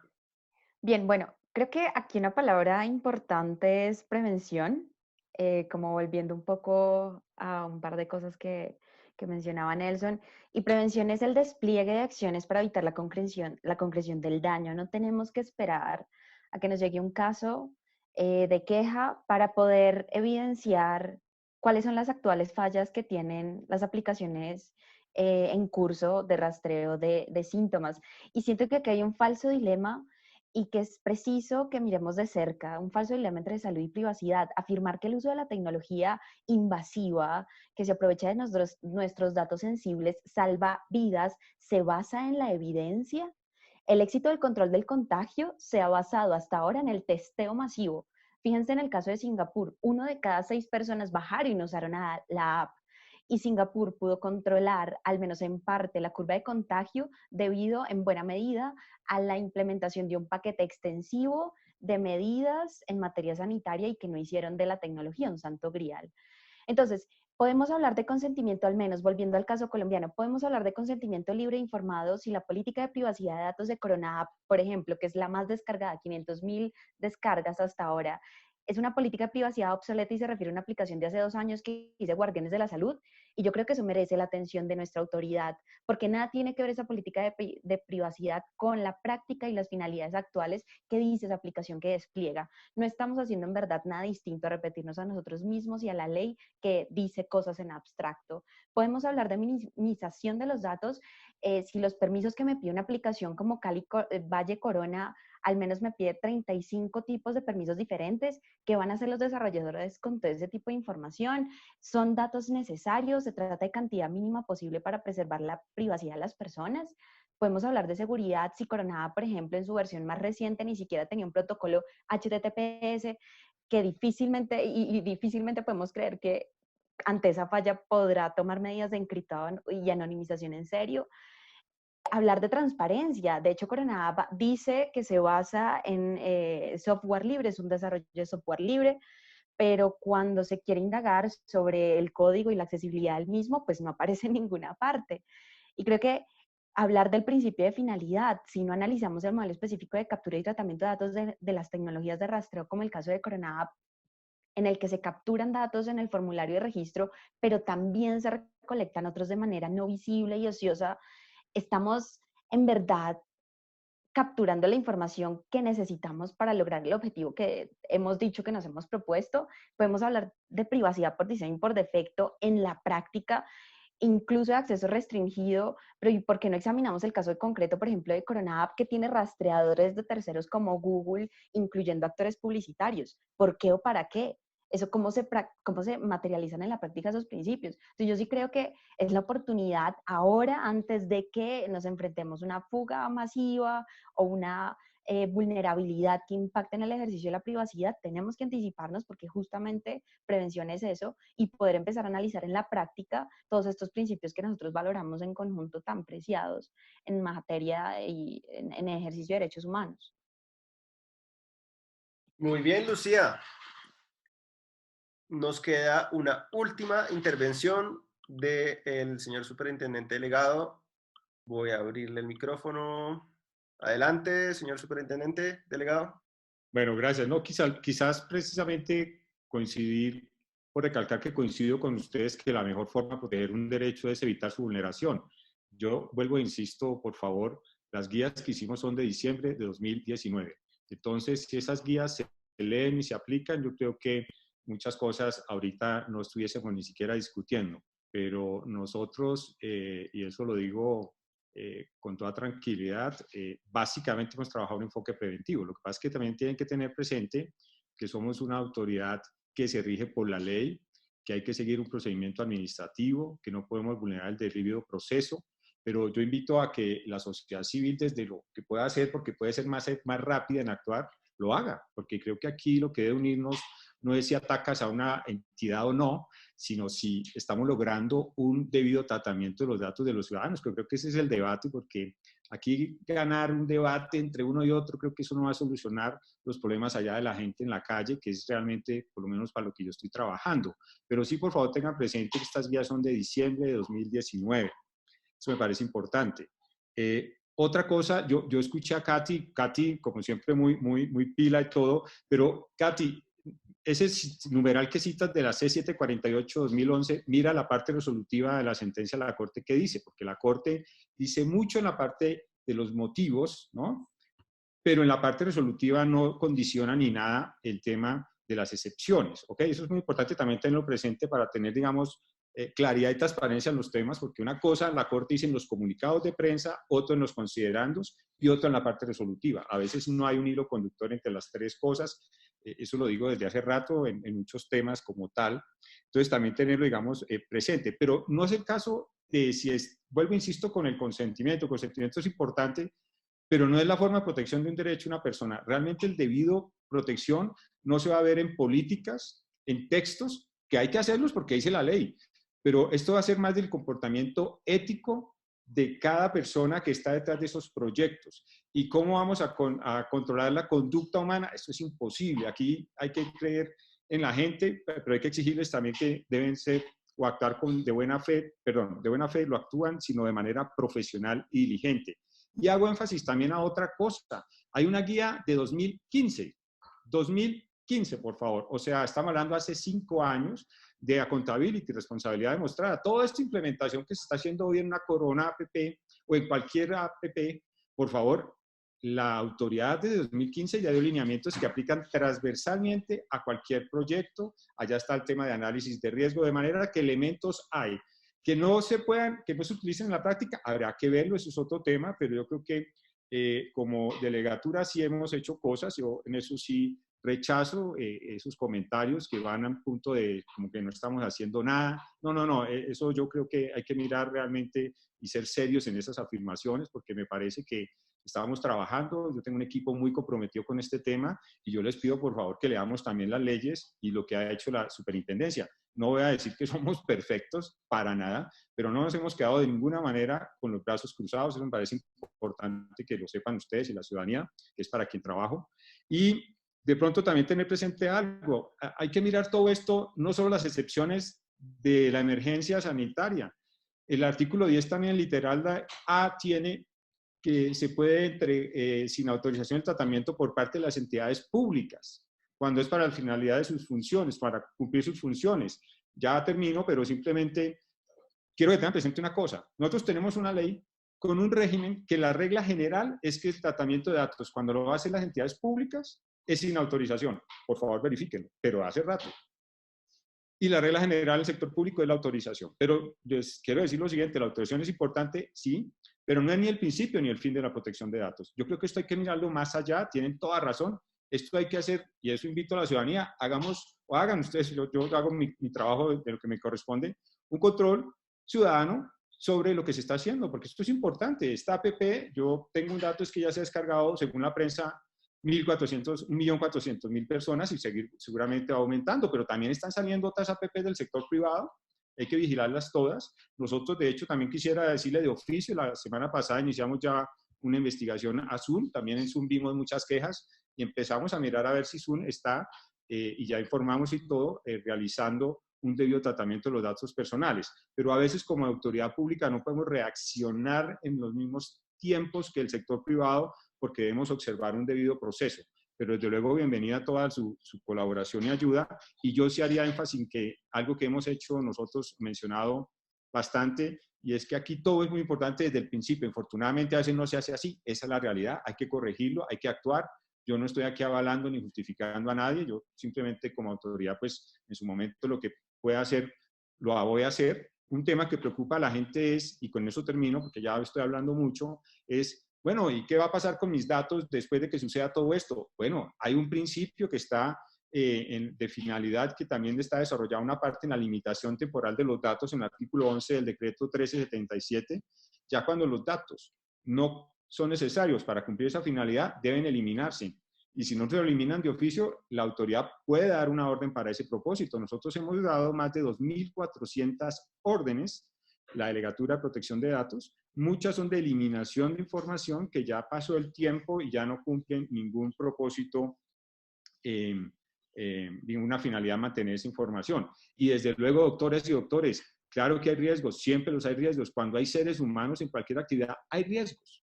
¿Cómo controlamos la conducta humana? Podemos tener las leyes perfectas, las políticas de tratamiento impecables, pero si alguien falla, no es ético, ahí se le escapa eso a la ley y a las autoridades. Igual no hay que rendirnos, hay que seguir trabajando y en eso estamos. Y recalco de pronto algo que mencionó Lorena, que me parece tan importante. Estos proyectos hay que generar confianza y la confianza se gana y hay mucho que hacer para ganársela, sin duda. Eso hay que trabajarlo y ustedes saben que la confianza no es fácil ganarla, es como el buen nombre. Es sencillo perderla y a veces es imposible recuperarla, sin duda. Aquí hay mucho por hacer y bueno, dejo de hablar. Simplemente, Byron, de pronto decirle que si no vio la clase de títulos conmigo no se perdió de nada. Simplemente mírate el artículo 622 del Código de Comercio, que cuando habla de títulos con espacios en blanco, dice que el tenedor no puede hacer o diligenciarlos como quiera, sino siguiendo unas instrucciones. Y esas instrucciones son las que le está dando el artículo 10, parte final, a todos los responsables encargados de datos de este país, de que si obtienen los datos sin autorización, no pueden hacer lo que quieran. No quiere decir que se murió la protección de datos, no quiere decir que el resto de la ley se derogó. No, hay que aplicar el resto de la ley. Lo que pasa es que le da un trámite, digamos, de no obtener la autorización, pero no quiere decir que ahí finalizó la protección de datos. Bueno, muchas gracias. Bueno, muchísimas gracias a todos los panelistas. Realmente ha sido un ejercicio muy sencillo moderar porque todos se comportaron a la altura, todos hicieron sus presentaciones de manera muy interesante. Le voy a dar la palabra a nuestra directora Natalia Barrera porque como les contaba en el comienzo y gracias a los 84 o 83 valientes que todavía nos acompañan, Natalia ahora nos va a contar acerca de qué viene para DAPRI y bueno, estoy seguro que esto les va a interesar muchísimo. Natalia, tienes la palabra. Muchísimas gracias. Hola, gracias Juan David.